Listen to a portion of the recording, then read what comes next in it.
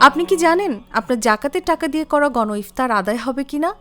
ছোট ভুলেও জাকাত আদায়ের মর্যাদা নষ্ট হতে পারে। ইসলামে জাকাতের কিছু নির্দিষ্ট খাত রয়েছে। যে কোনো নেক কাজে খরচ করলে তা জাকাতের অন্তর্ভুক্ত হবে না।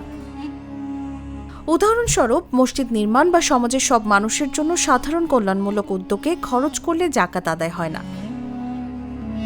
আল্লাহ তওবা সূরায় বলেন, নিঃসন্দেহে সাদকা হচ্ছে দরিদ্র ও অভাবীদের জন্য এবং এতে নিয়োজিত কর্মচারীদের জন্য, আর যাদের অন্তর আকৃষ্ট করতে হয় তাদের জন্য। তা বন্টন করা যায় দাস আজাদ করার ক্ষেত্রে, ঋণগ্রস্তদের মধ্যে, আল্লাহর রাস্তায় এবং মুসাফিরদের মধ্যে।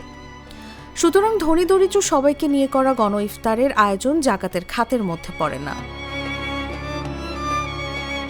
যদি জাকাতের টাকায় শুধুমাত্র দরিদ্রদের জন্য ইফতার সামগ্রী দেয়া হয় এবং তারা ইচ্ছামতো তা খেতে বা বাড়িতে নিয়ে যেতে পারে, তাহলে তা জাকাতের অন্তর্ভুক্ত হতে পারে। তবে কেবল সেখানে বসে খেতে দেয়া হলে জাকাত আদায় হবে না। জাকাত আদায়ের জন্য শর্ত হল, দরিদ্র বা ঋণগ্রস্ত ব্যক্তি সম্পূর্ণ মালিক হোক সেই সম্পদের। সুতরাং আপনার জাকাত যথাযথভাবে খরচ করা অত্যন্ত গুরুত্বপূর্ণ। দরিদ্রদের পূর্ণ মালিকানায় সামগ্রী দিন, দায়িত্বের সঙ্গে দান করুন এবং আল্লাহর নিকট খুশি হন। নিউজ ডেস্ক, জাগো নিউজ।